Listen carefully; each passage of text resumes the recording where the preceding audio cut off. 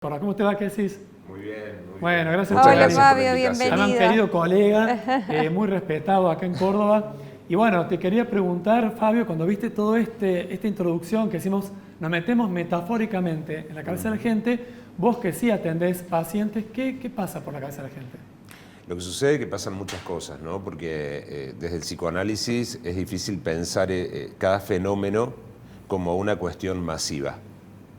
Por eso Sigmund Freud habla en ese texto hermoso, se los recomiendo, Psicología de las masas y los medios de comunicación. Fíjense desde qué época, ¿no? Comienzos del milenio que pasó, sobre un malestar en la cultura, otro texto hermoso, y ese malestar cómo se traduce en cada quien. Claro. Por eso es muy difícil, ¿no? Saber qué le pasa a cada quien. Sería un imposible, pero de todas maneras hay que hacer el esfuerzo de pensar que todo discurso que masifica borra de algún modo la subjetividad de cada punto de cada cultura. Nosotros tenemos en la voz de Carmen González Taboas, una psicoanalista muy reconocida en nuestro país, que trabajó mucho tiempo en Francia, pero eligió volver a Buenos Aires, algunas recomendaciones y sugerencias, que es nunca perder las coordenadas de tiempo y espacio. Es decir, uno puede seguir leyendo a Freud, a Lacan, desde la mirada y el enfoque de este malestar en esta época.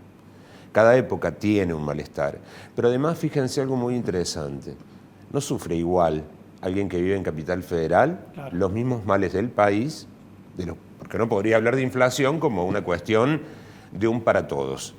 Sin embargo, a cada quien le llega de un modo absolutamente diferente. Por eso yo observaba las placas y digo, a veces cuando nos ponemos muy matemáticos, chequeamos cifras, porcentajes, estamos borrando un poco la subjetividad.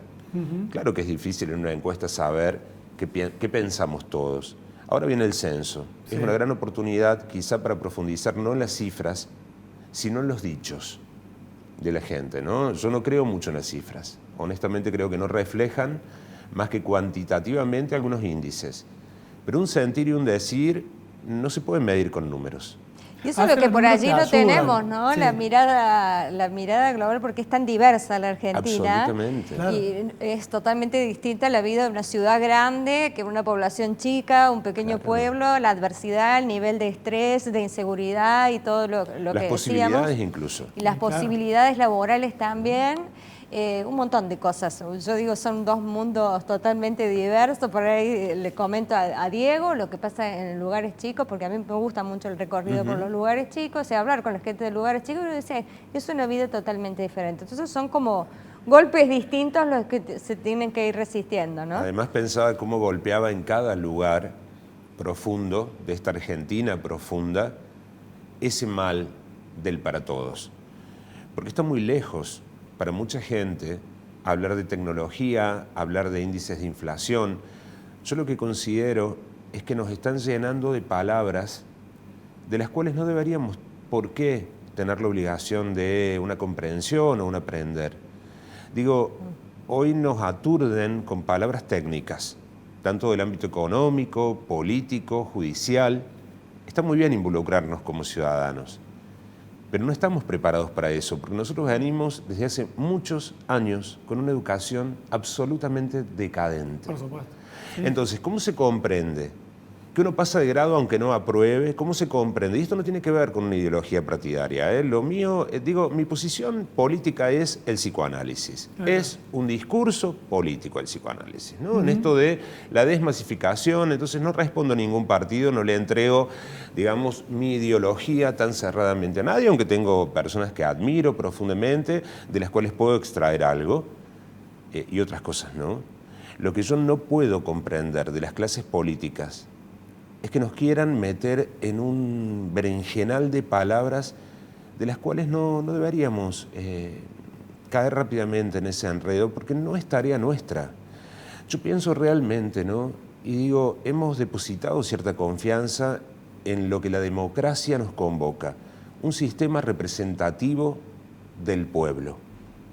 Yo hoy, mejor como político, me preguntaría cuánta gente hoy en este país se siente representada.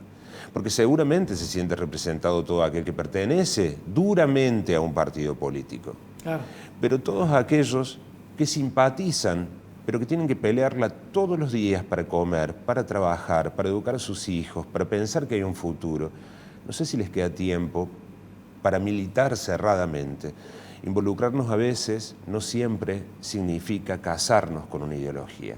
Probablemente la ideología más potente hoy, lamentablemente, sea cómo vivir, o por suerte, una pregunta valiosa, pero tiene las dos caras de la moneda. Cuando eso nos convoca en situaciones desesperantes, la verdad que no es una pregunta simpática, porque es mucho mejor preguntarnos cómo vivir cuando estamos un poco más relajados y no tan bombardeados de tanto conflicto.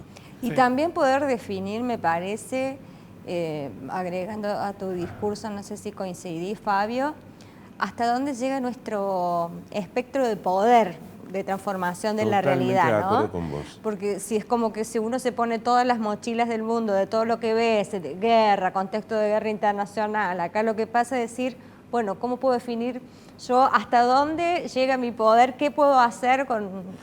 ¿Sabes por qué Para traía? mí Eso me clave, parece porque que llega un punto en que la gente psicología, se siente ¿no? ahogada, se siente agobiada, ahogada.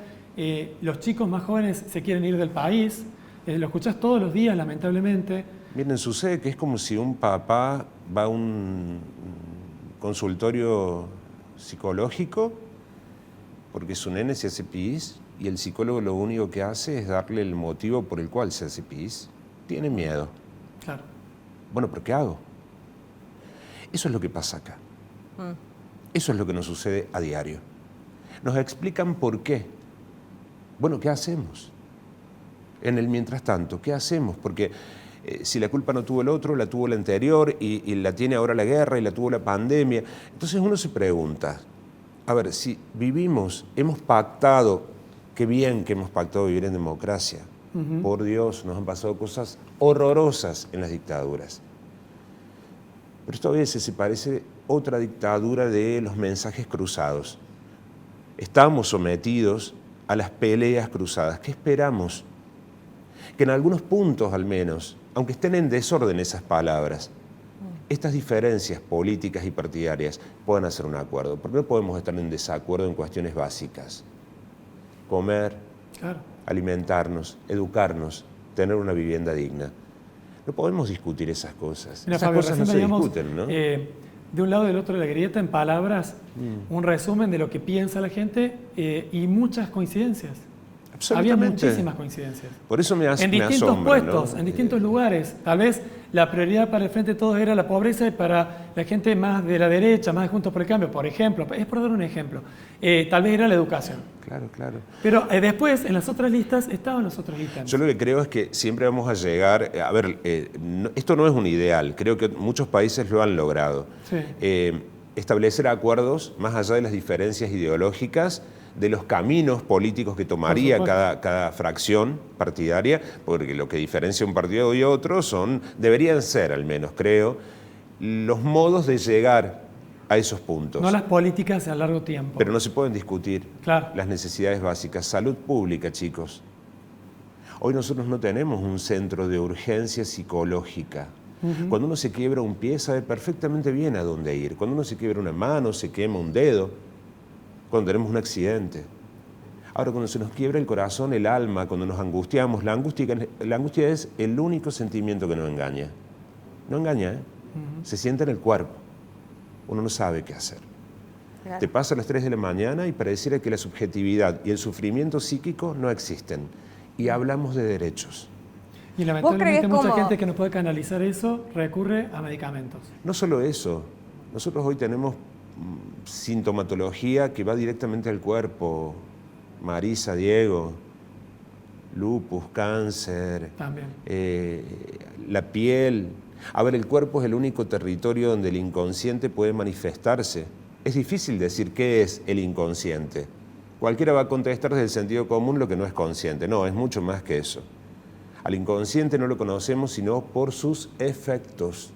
Y además, lo que quiero recalcar, ya cerrando, porque estamos justo en los minutos finales de tu entrevista, Fabio, es lo importante que es también poder verbalizar todas estas emociones y la persona asiste a la terapia, poder traducir, como decís vos, todas esas sensaciones de angustia, de tristeza, de preocupación, o todas esas emociones que calificamos como negativas, poder Encontrar un espacio de escucha que, ¿no? Agradezco mucho lo que vos traes porque quiero que recordemos una pregunta de una periodista en una conferencia de prensa en los albores de la pandemia.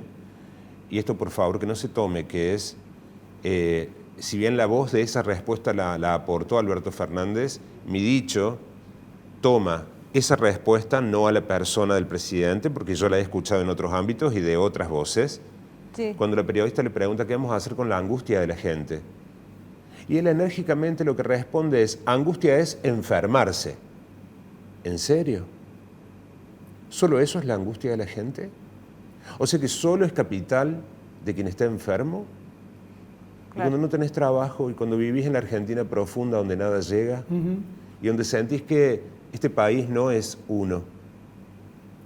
Tenemos muchas Argentinas. Exacto. Habría que empezar a pensar cómo llegar a cada uno en su cultura, en su lugar. Miren, pareciera que todo está concentrado en las grandes ciudades. La televisión y la radio habla de los problemas de las grandes ciudades. Paradójicamente, la violencia no es la misma en Buenos Aires que en el conurbano que Córdoba. Hoy hemos tenido que aprender palabras como AMBA, ¿no? Sí, sí, totalmente. Vivimos en Córdoba, pero escuchamos radios de Buenos Aires, entonces tenemos que aprender un lenguaje. O sea, nos dicen que está cortado el puente Pueyrredón. No entendemos bien. Hay porque mucha vivimos en mezcla Córdoba. informativa y sobreinformación. Entonces, Fabio. esto de poner en palabras, digo, lo último que traigo, pensémoslo en lo público también, porque no todo el mundo tiene cómo pagar una terapia y llegar a un consultorio. Exacto. No todo el mundo. Así que celebro los espacios que comiencen a abrirse. Debería haber tanto psicólogos como médicos, porque no solo se angustia quien se enferma, se angustia quien vive. Porque la Seguro. vida connota también Seguro. un rasgo de eso. Gracias, Fabio, por tus Bueno, palabras y tus excelente. reflexiones, Como porque siempre. nos A traen ustedes. y quedarnos antes de ir a la pausa, Diego, con esto, ¿no? De la posibilidad de la escucha, del diálogo, de la vinculación afectiva, que es como un antídoto a todos los frentes que hoy por hoy tenemos que vivir en la Argentina. Nos vamos a la pausa y te Exacto. agradecemos, Fabio, Gracias, No, a Fabio. haber ustedes. venido.